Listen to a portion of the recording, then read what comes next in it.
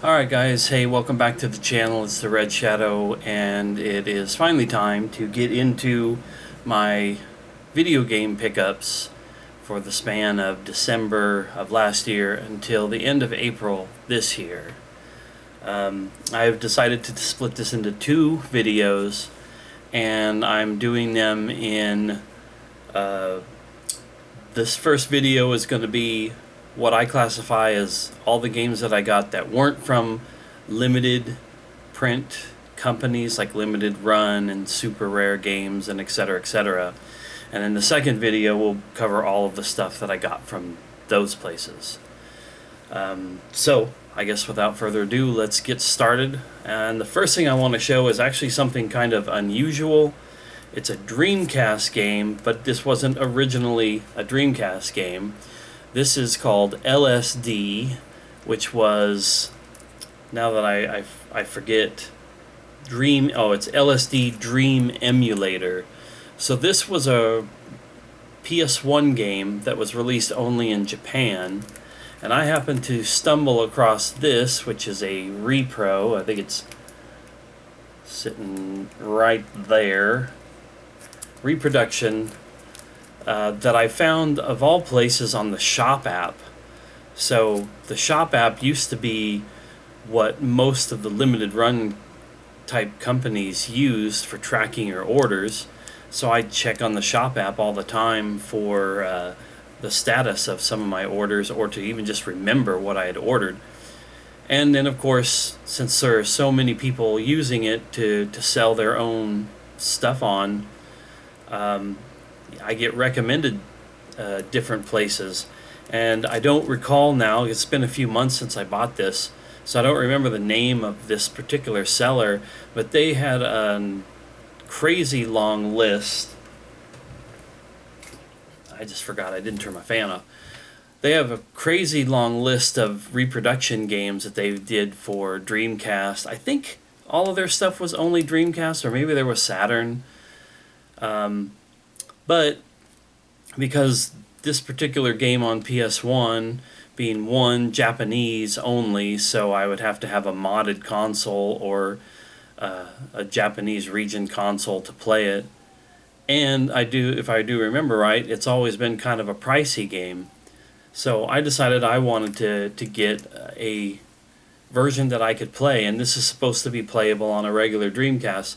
Now I have to mention that I haven't got a chance to play it yet because I forgot that a couple of years ago when I replaced my TV, the new TV that I got didn't have a VGA port, and that's what I had been using with my Dreamcast, was a VGA. One, because it looks really good that way, and two, it was like the only thing on my TV that wasn't being used for my different game consoles at that time. Now the TV I have is HDMI only. So I forgot that the Dreamcast wasn't currently in use, as in plugged into my TV.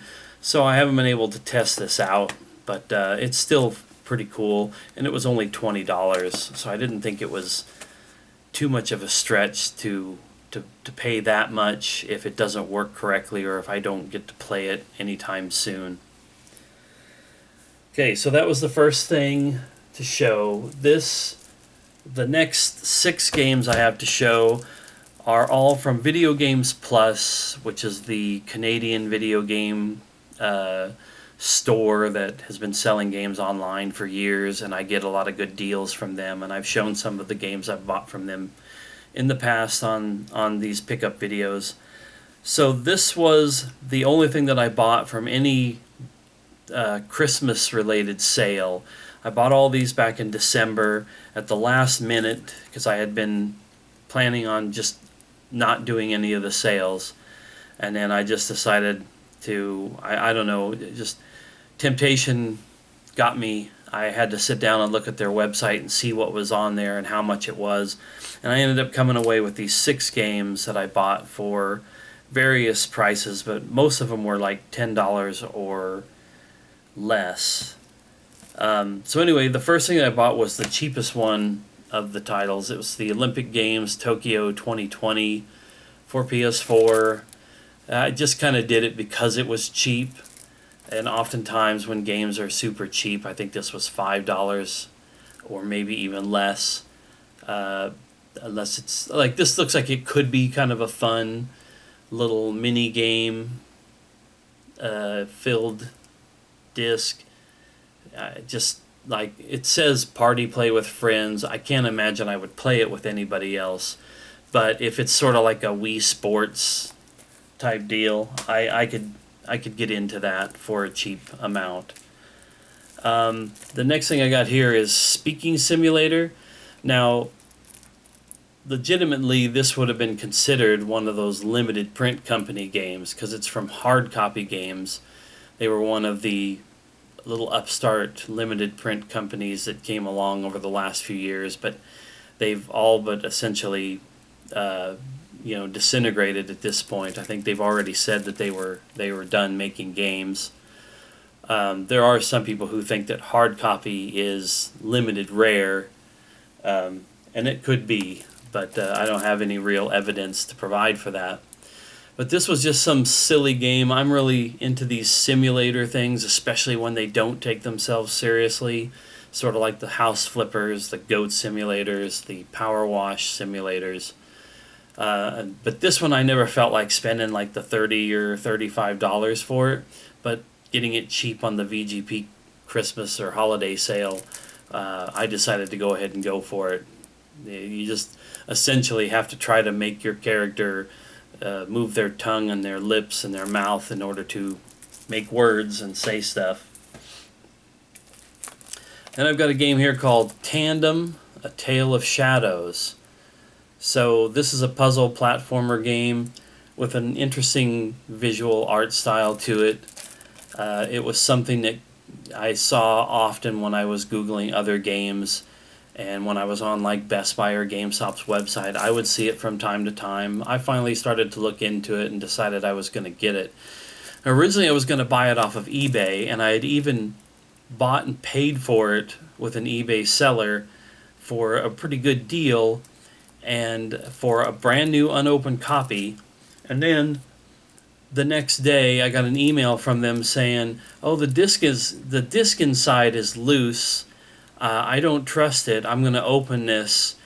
And so they opened the game to reposition the disc back on the spindle, and then said, I'm going to cancel your order, and then you can repurchase it at a reduced price now that it has been opened, which wasn't that big of a deal to me, but it seemed awfully strange to list it and then say, oh wait, this is, why not say to the customer, hey, you just bought and paid for this, the disc is loose inside, would you like me to open it and make sure everything is fine, or what would you like to do? Instead they immediately opened the disc, or opened the package to secure the disc, and then reached out to me and said they were going to cancel the order and let me reorder it if I wanted to. It seemed odd, not necessarily sketchy or anything, but just odd.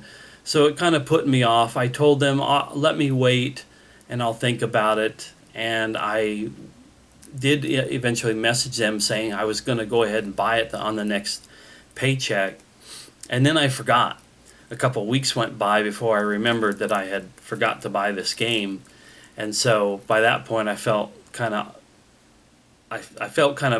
strange, like if I had reached back out to them over it. The whole entire thing just kind of felt awkward. And so I just ended up getting it off of this VGP sale for a lot less than what I would have paid for from the other person, but I still felt bad about the whole situation. This one makes me laugh. I've been waiting to get this one for a long time, and this is also another game that could have originally been considered a limited print company game. This is a game called Evans Remains, originally sold through Red Art Games, a European limited print company that I really, really like. But I ended up getting this from VGP because it was a part of the sale and it had a really good price. But the reason why I laugh on this one is because my real name is Evan. I think I may have even mentioned it once in a video a while back about, I think I wanted to I think I mentioned wanting to get this game just because of the name. So now I own this game that has my name in the title, so that should be fun. It's kind of a platforming puzzle style game as well, like the Tandem game was. Alright, and then the next game I have here, I'm not sure if I'm going to get this pronounced correctly, but I always called it Zanky Zero, Last Beginning. This is sort of a... It says real-time battles. I thought that this was kind of visual novel-esque, and maybe it is, maybe it isn't. But it caught my attention a long time ago, and I just never got around to picking it up. So with the holiday sale with VGP, I got it for a decent price. And it's hilarious just how many games like this I've seen over the last 5 or 6 years where I'm like, I'm going to get that eventually. So now I finally got that one. Check that one off the list, the very long list of games that I've seen over the years that I want to get at some point. Alright, and then the last game from VGP that I picked up was Goodbye World. I think this one was the most expensive of the group. Thinking about it now, I think it was $20. But this one's relatively new. It's a relatively new release from the last couple of months. So I remember seeing this on a State of Play or a Nintendo Direct. Thought it looked like an interesting game.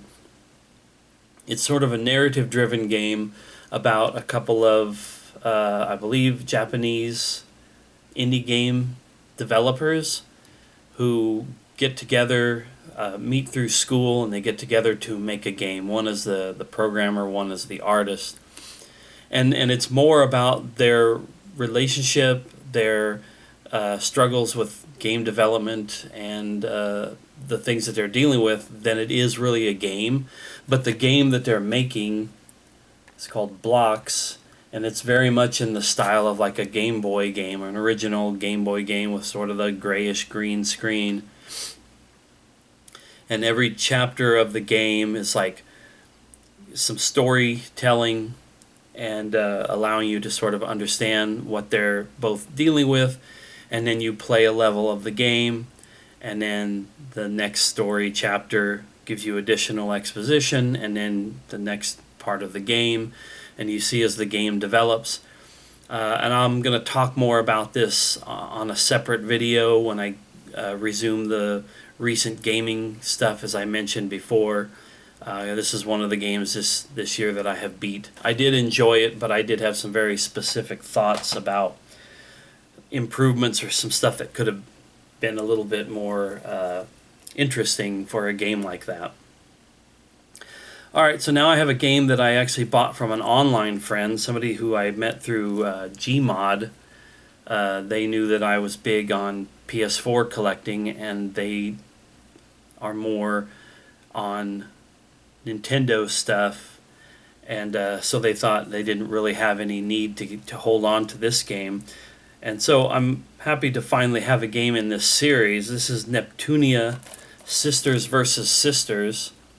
So there's a bit of a long-running series of Neptunia games that happen to be kind of tongue-in-cheek JRPGs where all the characters in the games are human or anime character representations of all the different video game companies, like Nintendo, like Sony, like Sega. And I don't know, it's an interesting series of games that like I said, I've wanted to dabble in. I want to at least pick up the games that are on PS4, and I think there's a couple on PS3. But this one was my first chance to get one in the collection. It also has this card that comes with it. It came with the game when they sold this to me, so happy to grab that. And here's one of my more recent purchases, another anime kind of style game. I think this is a bit more of a dungeon crawler action RPG. This is Maglum Lord. I assume that's how this one is pronounced. This is another game. I think I saw it last year, saw it shared in some of the groups that I'm in, and put it on my list as something to remember. I'll have to grab this at some point. And then I got it off of eBay recently. After making a sale of an item that was relatively cheap, I just thought, well, I'll apply that to some game. This is the one I chose. So that's that. And then, okay, I've got 3 games here I'm putting together. I finally managed to, well, one of these I didn't get in this span of the last 5 months, but I'm going to show it anyway because this was a trilogy. None of these games are actually tied to one another, but it was a trilogy of PS4 games. I called it the Holy Trinity of PS4 games that I wanted to get, that I kept waiting for them to go down in price, and for some reason they never were. So I'll show the one I've already showed before. This is Dead Island 2. I got this sometime late last year, but I've already shown this one. But I was wanting to get 2 other PS4 games. Now these are games that were out on PS5 as well, but the PS4 versions are the ones that I wanted. And like I said, I just kept watching the price. You know, nowadays a lot of games have got a sale price or a price reduction within a month or 2 of coming out.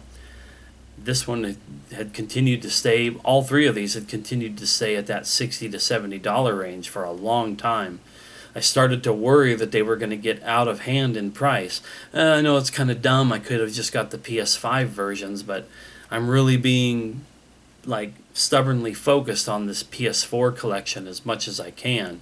So that was Dead Island 2.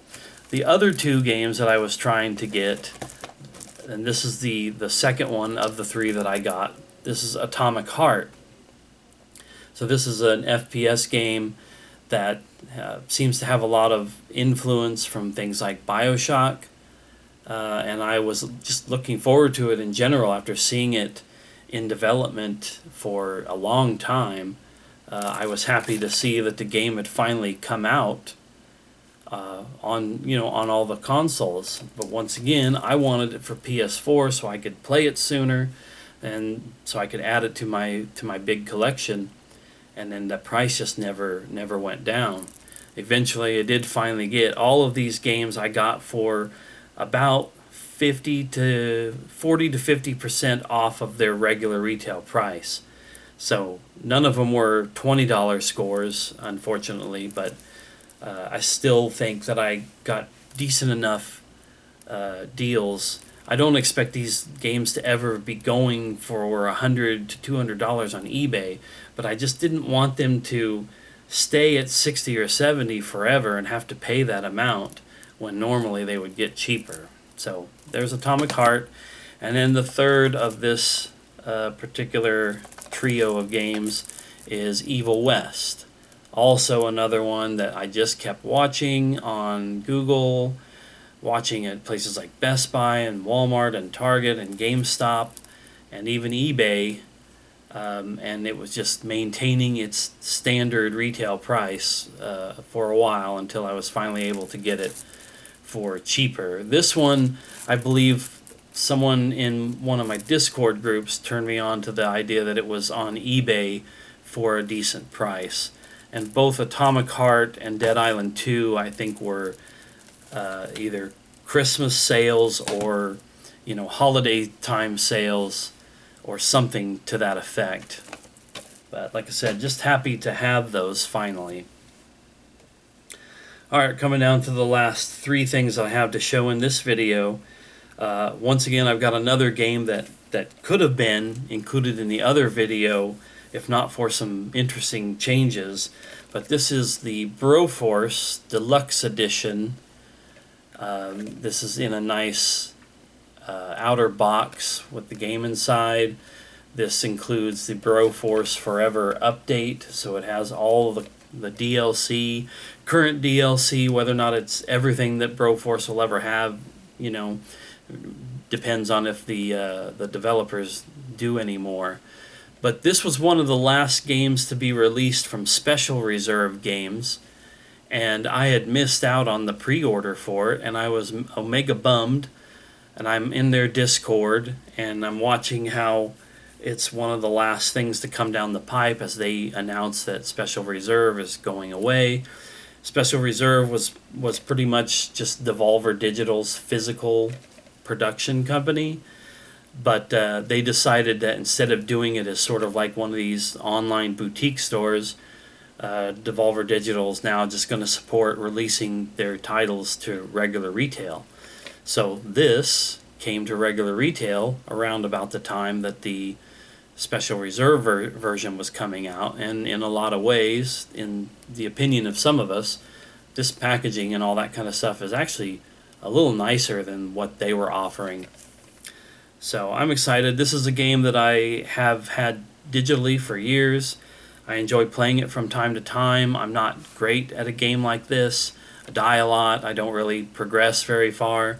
But it's a good time, and it's also something I've watched YouTubers play over the years, so I've got kind of a special fondness for it because of that. So there's that. And then the last two games that I have, I almost included in the other video, but I don't quite consider these to be limited run, limited print style games as much as they're just from an online store that services Japan and the Asian regions, but allows people like myself in the US and other countries to buy. Of course, that's playasia.com. I really love their website. If money wasn't an object, I would spend a lot more with them than I have over the years. But I managed to pick up 2 games in the last 5 months from them. So the first one I want to show here is Forgive Me Father. This is one of, multiple boomer shooters that have gotten popular. They call it a dark retro horror FPS set in a comic book style world inspired by the novels of H.P. Lovecraft. I just thought it really looked cool. If you've ever played Doom, original Doom, Quake, Duke Nukem, games of that ilk from back in the 90s, well, in later years, a lot of indie developers have been making similar style games to those, and that's where the boomer shooter term comes from, just because it's very much like some of those older games. So if you're younger and your dad was a PC gamer and played FPS games, then games like this that's been put out today would be something similar. I just thought they looked really good. The graphics are really cool. I like FPS games, and I tend to lean more towards newer stuff from the last 10 or 15 years, or even 20 years. But the 90s stuff was always fun for a run-through here and there, and then I never really paid all that much more attention to them. But I'm starting to really kind of enjoy and appreciate them more nowadays, especially with modern takes like these. Okay, and then the last thing that I have to show is, like I said, it's from PlayAsia. This one not released anywhere over here on this side of the pond. And I didn't think that this was coming to PlayStation 4 or PlayStation at all. I knew it was coming to the Switch. It was, once again, something that was advertised in a Nintendo Direct in the last handful of months. But when I started to look into it a little bit more, I discovered that there was a PS4 version of this, and there's PS5, Switch. I don't know if there's Xbox. And then, of course, this is a PC game. This is a YouTube game. I think I've brought this up before, even just sort of like mentioning Broforce there. Sometimes there are games that I see YouTubers play over the years, and I never would have thought to play these games myself before seeing them play it. So I'm glad that it gets brought to my attention. But more than anything, I'm super stoked when these kind of things come physically to consoles, in particular PS4, so that I can play them myself and own them. So anyway, without further ado, this is a Japanese RPG Maker horror game, and it's called Ib. It's pronounced Ib, spelled I-B. And this, I wasn't really expecting anything more than just like a standard PS4 game size case, but it comes in a nice big box because it comes with some extras. And Now that I'm looking at this, I'm not even sure, since this is all, as far as I can tell, it's all in Japanese. I don't quite remember exactly what else comes in this case. But it's like I said, it's a very cool, quirky, interesting art style, interesting story. It's just an RPG maker style game, but it's Japanese horror. It's not super over the top. Some of them are a little bit more. There's a whole bunch that I love. The Crooked Man, The Witch's House, Mad Father, Yume Nikki, Aooni. I'm probably missing a couple others that I remember, but man, I want to get as many of these as I can get that come out for console if they do, but eventually I'm just going to try to get them digitally so that I can play them for myself. They're really, really cool. I would just suggest looking up gameplay for this and seeing if it would be something you'd be interested in, and then if so, well, there are physicals, like I said, for PS4 and 5 and Switch at least. I might, if and whenever I sit down and play this game, I may go ahead and do like an unboxing and show the contents. I thought I might do it in this video, but I want to try to keep it shorter, and we'll look into that. If I get a chance to play it anytime soon, I'll try to do a video in relation to it. Okay, so that's it for this video, part 1. I'll come back in part 2 and show all the games that I picked up from the limited print companies, so stay tuned for that. Thanks for watching.